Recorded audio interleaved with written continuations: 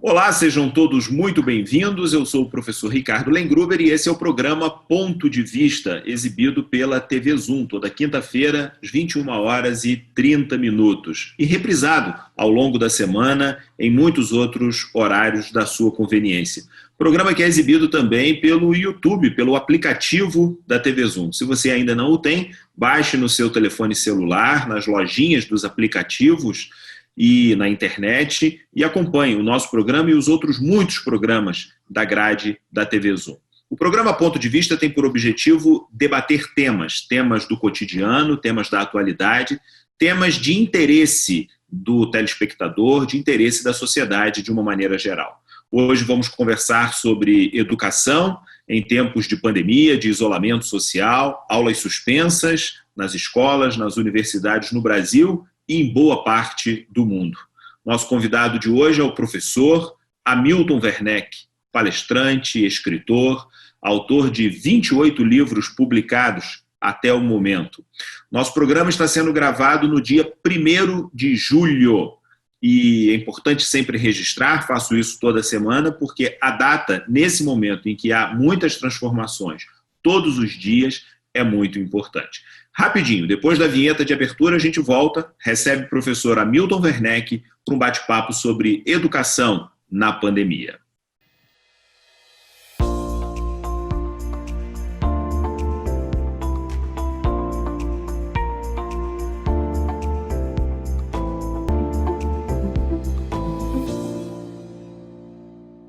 Muito bem, nós estamos de volta. O programa Ponto de Vista de hoje está recebendo, como disse na abertura, professor Hamilton Werneck. Hamilton, é uma honra recebê-lo no programa Ponto de Vista. Nós que já batemos papos em outros programas de televisão, em outras oportunidades, é uma honra para mim, como seu ex-aluno, como seu admirador, recebê-lo aqui no programa Ponto de Vista. É o mesmo digo eu, Ricardo, a todos também da direção da TV Zoom, são todos grandes amigos de longa data, e também a todos os telespectadores e telespectadoras do seu programa Ponto de Vista. Muito bem, Hamilton, eu gostaria de começar já te perguntando o seguinte: ninguém esperava, lá em março de 2020, que houvesse uma suspensão abrupta do ano letivo, das aulas presenciais, e escolas pelo Brasil todo, redes públicas, privadas, universidade, estão se reencontrando, se reinventando. Na sua avaliação de educador, pessoa que tem uma experiência extensa na administração acadêmica de instituições, e também a experiência de professor da sala de aula, do chão da sala de aula. Qual é a sua avaliação desse momento? Há muitos desafios, mas há oportunidades também? Há desafios e há oportunidades. Vai depender do perfil do professor. Se o professor abrir aquele livro meu, O Profissional da Educação do Século XXI, ele vai encontrar as saídas lá. E esse livro já foi escrito há 9 anos. Então, se você me pergunta por que eu estou aqui conversando com você e sem nenhum problema, sem nenhum medo, sabe por quê? Porque já estava preparado para este imprevisível. Quando que eu comecei a me preparar para este imprevisível? Em 1987, no SBT, aqui de Friburgo, e fazia um programa de 3 minutos sobre educação no Jornal da Cidade. O jornal era de 30 minutos. Uma vez por semana eu estava lá. E eu fui aprendendo a lidar com a TV. Depois eu fui, com essa experiência, gravar VHS. O VHS acabou. O que fazer? Eu fui para o DVD. O DVD praticamente acabou. Não se vende mais DVD. Então, o que eu fiz? Eu abri um canal no YouTube. Então, neste período todo de vida, estando dentro da sala de aula, ao mesmo tempo, eu estava me preparando para um imprevisível. Agora, esta preparação não demandou curso, mas demandou aprendizagem. Aprendizagem com quem? Com o cinegrafista, com o iluminador. Então, com uma colocação de alguns elementos que abafam um pouco o som.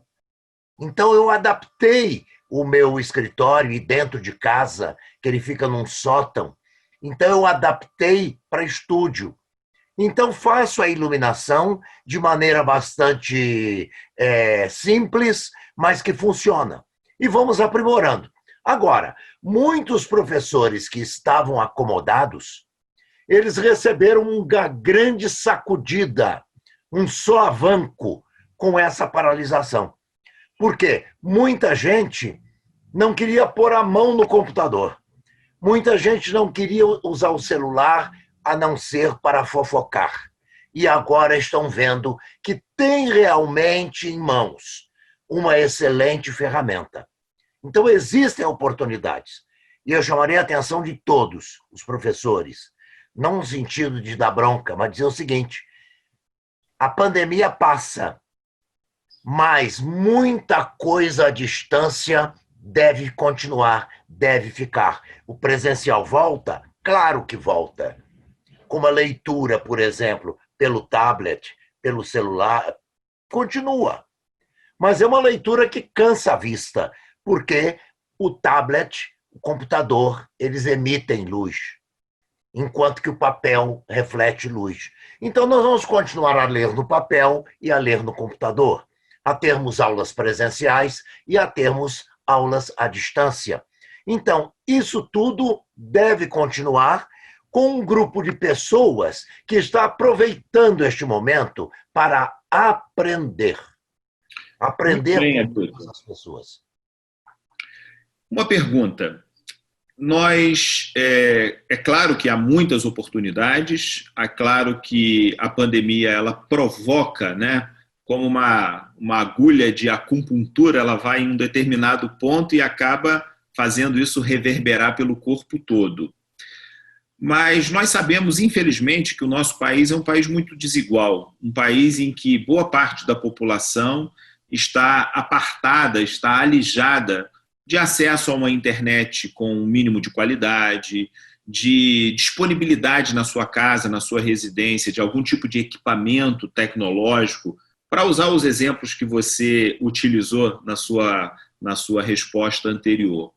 Como é que a gente consegue driblar, Hamilton, essa situação na pandemia? Ou seja, essa desigualdade tão grande que há, como garantir que alunos de baixa renda, alunos que já são tão prejudicados no seu cotidiano, não sejam ainda mais alijados nesse processo de educação à distância?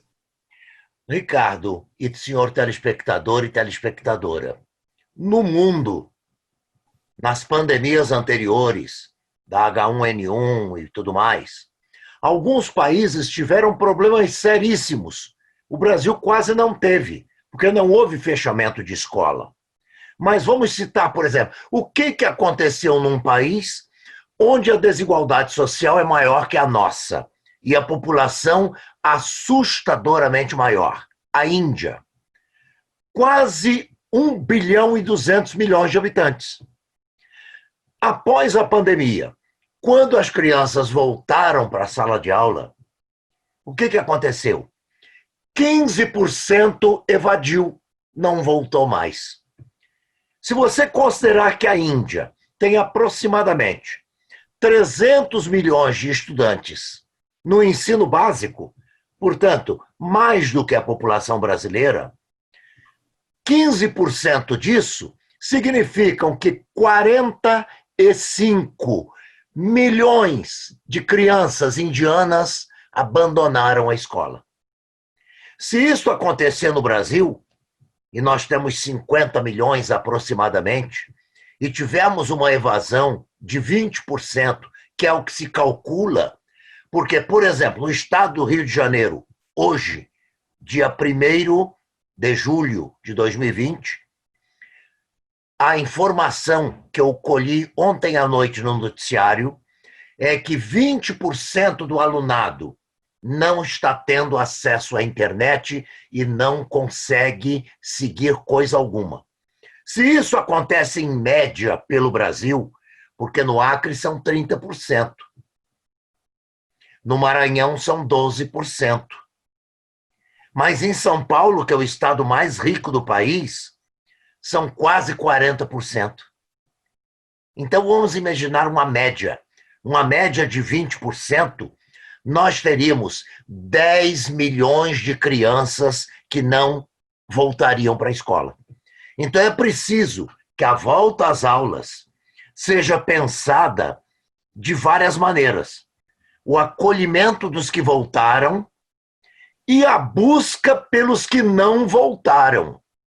Porque senão nós vamos ter um agravamento muito grave da situação social do país, das diferenças que já existem.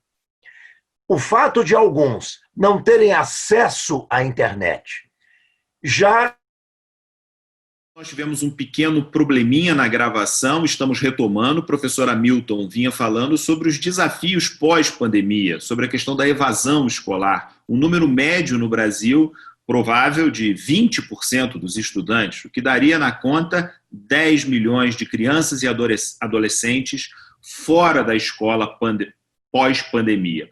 O que seria, portanto, o grande desafio nosso como sociedade. Não apenas acolher quem retorna para a escola, depois que as aulas voltarem, as aulas presenciais, mas buscar ativamente aqueles que ficarem do lado de fora, infelizmente. Hamilton, só uma informação que eu acho que vale a pena. Em Nova Friburgo, a Secretaria, o Conselho Municipal de Educação realizaram uma pesquisa junto a pais, professores, estudantes, e esse percentual de alunos e pais que não responderam à pesquisa esbarrou em 40%. Ou seja, a sensação que nós temos é que a gente está no teto em Nova Friburgo de não atingimento, de não conseguir alcançar um número satisfatório de estudantes. Hamilton, eu vou te pedir licença 2 minutinhos, nós vamos fazer um breve intervalo comercial, é muito rápido, pedir ao telespectador para ficar aqui conosco, e no segundo bloco a gente volta com o professor Hamilton Werneck, palestrante, escritor, ex-secretário de Educação aqui em Nova Friburgo, muito conhecido por todos nós, muito querido por todo mundo. Daqui a pouquinho a gente retorna.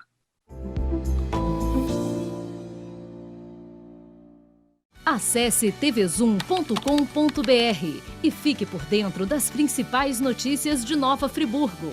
É o jornalismo de 19 anos com a marca TV Zoom, agora também em um portal de notícias. tvzoom.com.br, a sua notícia na internet.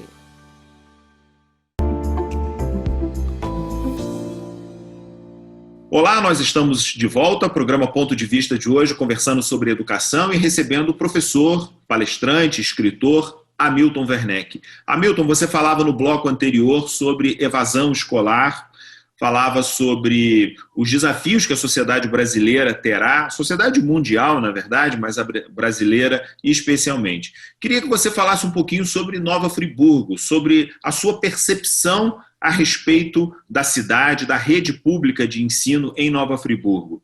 Desde a suspensão das aulas, não houve atividades letivas com esses estudantes, até porque boa parte da rede é de alunos da educação infantil, alunos dos anos iniciais do ensino fundamental, séries essas em que esse desafio é muito aumentado, né? E um percentual que existe, mas é um pouco menor, nos anos finais do ensino fundamental. Qual é o caminho, na sua opinião, que Nova Friburgo deve seguir nesse momento? Olha, Nova Friburgo precisa criar, ou através do próprio Conselho Municipal de Educação, ou através dos núcleos da Secretaria de Educação, dos diretores, dos coordenadores pedagógicos e tudo mais, precisa começar a pensar em como levar a internet a todo o município. O município tem uma característica geográfica bastante complicada. São muitas montanhas. As vilas estão encravadas nessas montanhas. Então, os sinais de internet podem falhar muitas vezes. Então, nós precisamos fazer isso. Eu me lembro em 1997, quando se usava aquela antena, aquele grande cebolão, não é? A metade deles não estava funcionando. Então, não, porque na época não havia na Secretaria de Educação uma pessoa que conhecesse o reparo que deveria fazer. Reparamos todas as antenas. E aí nós tínhamos os canais de televisão, copiávamos na fita VHS e muitas crianças, na falta dos professores, na própria escola, tinham uma aula que vinha da televisão, que vinha da nova escola, que vinha de algum setor de pesquisa. Isso precisaria ter evoluído até o ano de 2020 para que a internet chegasse lá, para que uma aula gravada aqui em Nova Friburgo ou da casa do professor chegasse ao aluno, para que ele pudesse manter esse contato. E se 40%, como você me disse, das famílias consultadas não responderam, provavelmente não houve contato com a pesquisa. Então, nós estaríamos realmente no teto, no topo. Ou seja, nós temos gente trabalhando na secretaria? Creio que sim, em grande quantidade. Agora, essas pessoas precisam ser redirecionadas para trabalhos que sejam eficazes. E trabalho eficaz, no momento, é justamente pensar na educação à distância. Inclusive porque, pós-pandemia, nós vamos ter necessidade de fazer trabalhos de recuperação com os alunos. Não vai adiantar apenas recebê-los.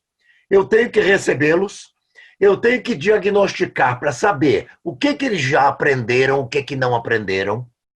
Tenho que quebrar dentro da minha cabeça aquela ideia de que o ano começa em fevereiro e termina em dezembro. Tenho que pensar no bloco do ensino básico e alguns programas devem passar para o ano seguinte para que se possa dar conta de tudo ao longo do ensino básico. Mas há uma outra questão. Eu dizia no bloco anterior, nós temos que buscar os alunos em casa, aqueles que não voltaram à escola. Mas não é o professor que tem que sair por aí batendo de porta em porta. Você pode usar a rádio, você pode usar os canais de televisão que existem em Friburgo.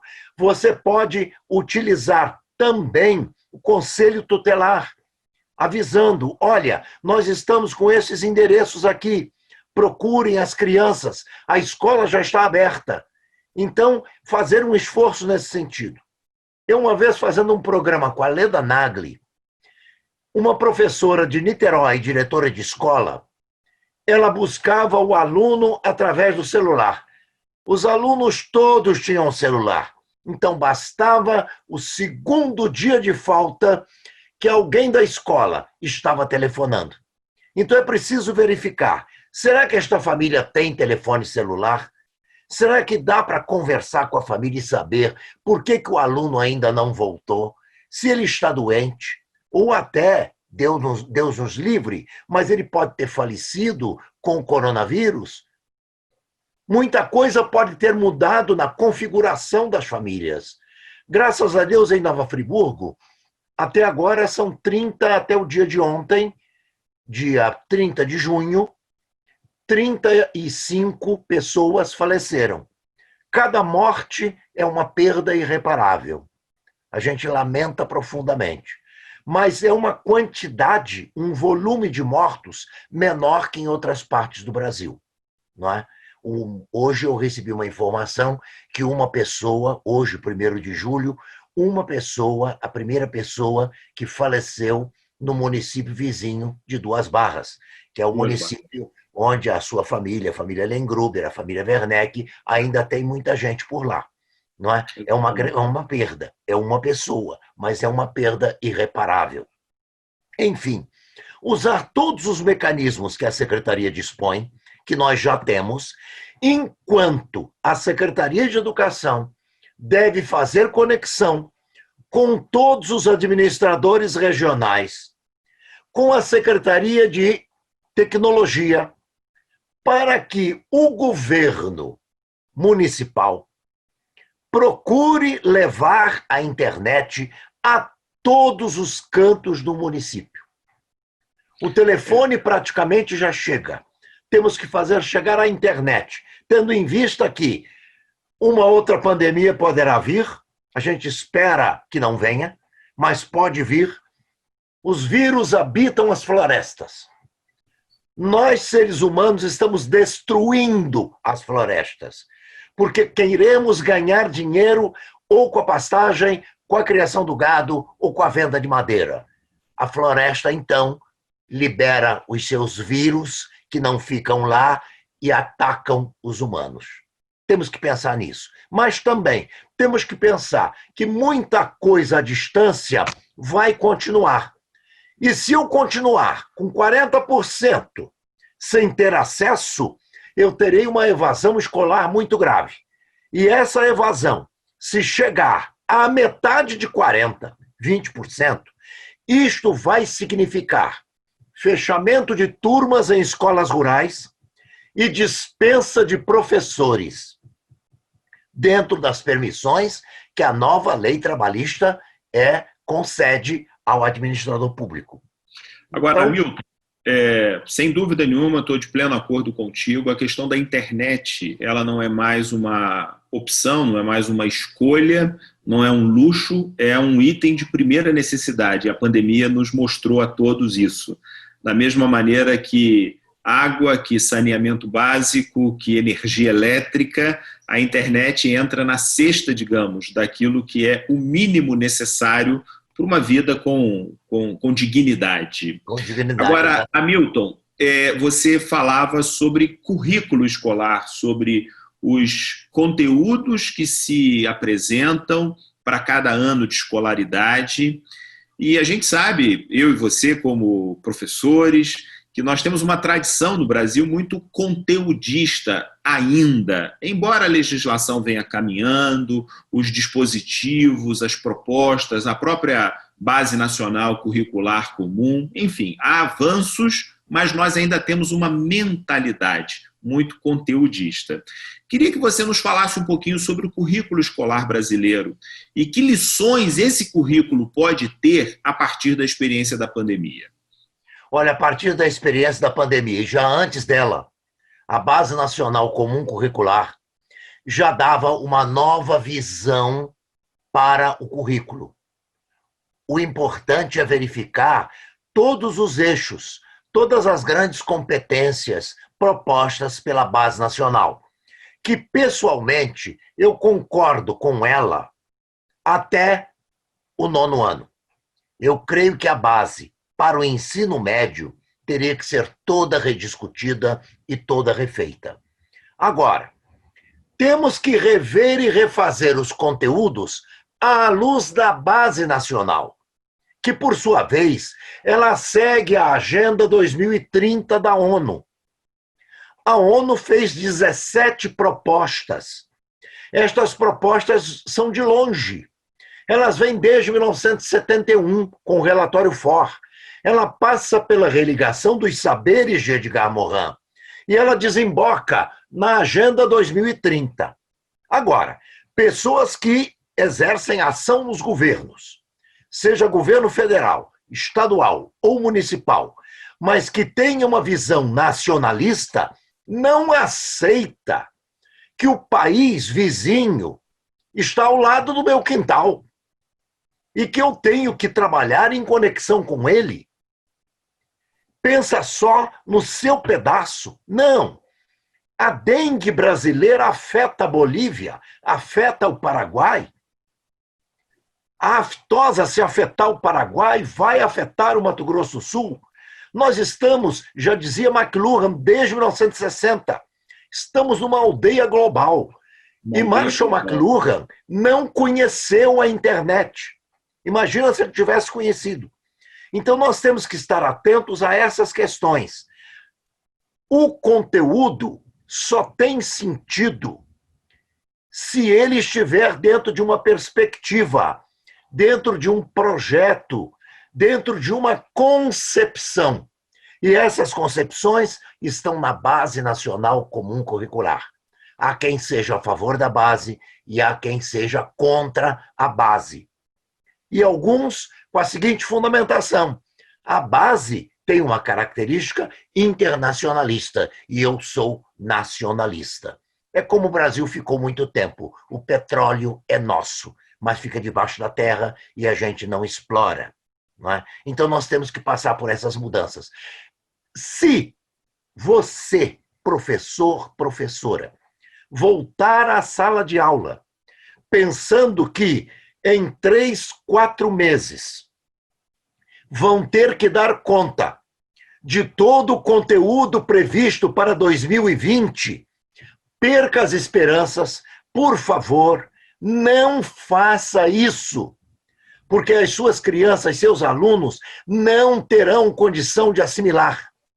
Ah, mas o que eu vou então fazer? O que o professor da série seguinte, do ano seguinte, vai dizer para mim? Vai dizer que você fez o que você pôde por causa da pandemia, vai receber uma orientação que você vai passar, para que ele possa ir complementando ano a ano.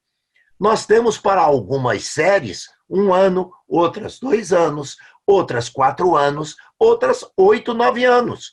Então, vamos com calma. O conteúdo não é o mais importante. Não é o mais importante. Eu ontem fazia uma live e dizia, para esses que estão estudando em casa, estão preocupados com o Enem, sabe que está todo mundo nivelado pelo estudo em casa. Se um está preocupado, o outro também está. Estão todos na mesma estrada, dirigindo carros com o mesmo potencial e vão fazer uma competição para o ingresso na universidade dentro de parâmetros mais ou menos parecidos. Agora, aquele que não tem acesso, esse está marcadamente prejudicado. E não vai ser o adiamento de 1 mês para o Enem que vai resolver o problema. Vai ajudar um pouquinho. Mas o Enem terá, no ano de 2020, uma característica social perversa. Ele vai injetar na universidade aquele que tem mais dinheiro, que está numa posição social melhor e tem acesso à educação à distância. Mas não pense em conteúdo, pensem em ajustar para ver como que eles conseguiram assimilar, o que eles de fato aprenderam. E aí vamos caminhar.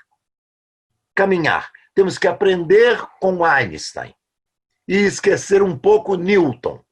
Newton dizia, tempo é uma coisa, espaço é outra.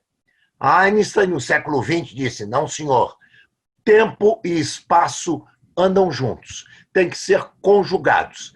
Então, esta conjugação é que você tem que aprender, e é o que eu mais explico hoje pela TV e pelas lives. Hamilton, eu estou de pleno acordo contigo com a perversidade que, infelizmente, o sistema pode acabar aprofundando por conta, por exemplo, do Enem, mas em outros anos de escolaridade também. Estou de acordo com relação à questão do conteúdo.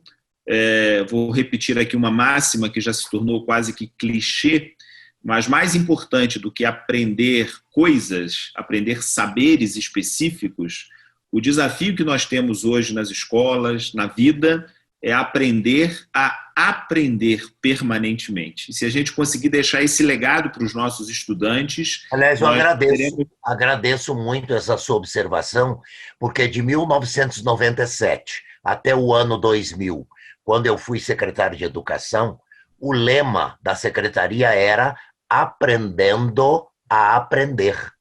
Exatamente. Que está no relatório Ford 71.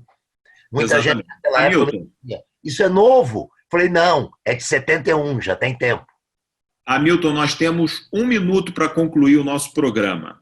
Eu queria a sua impressão sobre toda essa situação que está lá no governo federal, especialmente no Ministério da Educação.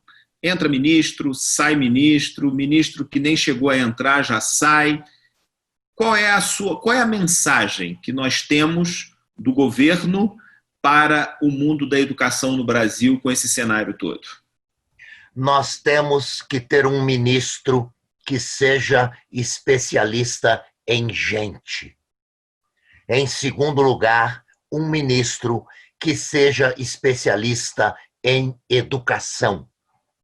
E, portanto, uma pessoa que seja capaz de, dentro da democracia, dialogar com o judiciário, dialogar ele com o restante do executivo, porque ele é executivo, e dialogar com o legislativo. Nós temos 3 poderes. O que eu vejo no panorama educacional é que nós ainda não tivemos ministro. E pior ainda se eu tenho uma pessoa que agride, que não negocia, que não dialoga.